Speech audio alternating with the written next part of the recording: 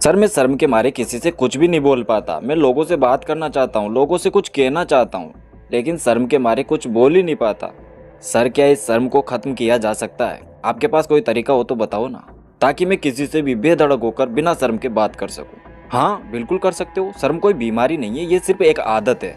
अगर कुछ चीज़ों पर थोड़ा सा ध्यान दिया जाए और उन्हें सुधारा जाए तो ये आदत बदली जा सकती है। कुछ दिन पहले की बात बताता हूँ। एक बच्चा था राहुल, जो क्लास में शर्म के मारे किसी से कुछ भी नहीं बोल पाता था। लेकिन जब उसने इन चीज़ों को अपनाया तो आज वो बेधड़क होकर बात करता है, स्टेज पर डांस करता है, और तो और वो अब इतनी बातें करने लगा है कि लोगों को चुप होना पड़ता है उसके सामने, इतनी बात करने लग चुका है वो अब। लेकिन सर उसने खुद को इतना कैसे बदला? क्या मैं भी बदल सकता हूँ? हाँ बिल्कुल, कुछ नहीं, बस उसने शर्म खत्म करने के ये 8 रहस्यमय तरीके अपनाए थे, और वो 8 तरीके आज मैं तुम्हें बता दूंगा तो तुम्हारी भी शर्म खत्म हो जाएगी। चल आज तुझे मैं इतना आसान तरीके से समझाऊंगा कि कच्चा 5वीं का बच्चा भी आसानी से समझ जाएगा। सर अगर किसी को शर्म आए तो उसे मिटाने के लिए, शर्म खत्म करने के लिए पहला तरीका क्या होगा?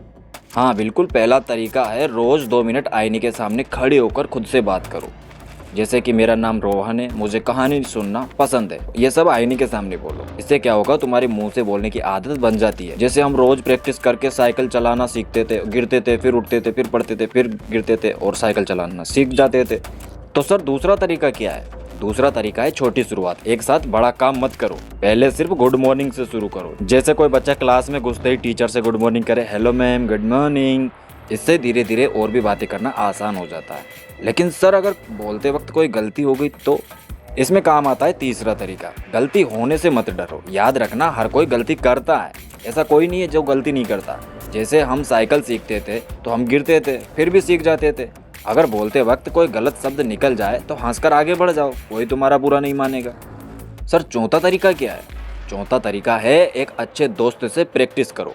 जिस बात को तुम्हें बोलने में शर्म आती है उससे पहले अपने सबसे अच्छे दोस्त या मम्मी पापा या घर वालों के सामने बोल कर देखो। जैसे स्कूल में जो स्पीच देनी हो वो पहले अपनी मम्मी को, अपने दोस्तों को या घर में किसी के सामने उस स्पीच को पहले बोलो। अगर वहाँ पर तुम सही तरीके से बोल जाते हो तो फिर क्लास में उसे आसानी से बोला जा सकता है।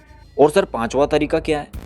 पांचवा तरीका है मुस्कुराना मत भूलो। हाँ, जब भी तुम किसी से बात करो तो चेहरे पर हल्की सी मुस्कान रखो, क्योंकि मुस्कुराने से सामने वाला भी दोस्ताना लगता है और डर अपने आप ही कम हो जाता है। जैसे धूप निकलते ही अंधेरा गायब हो जाता है। और छठा तरीका क्या है सर?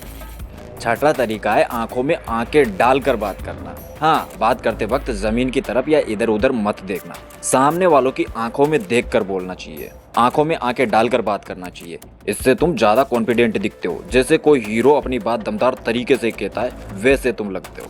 और सातवां तरीका क्या है सर?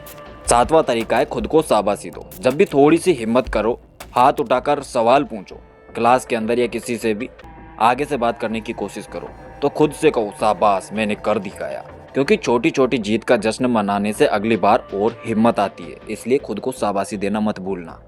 सर आखिरी और 8वां तरीका क्या है? आखिरी और 8वां तरीका है नई चीजें ट्राई करते रहो।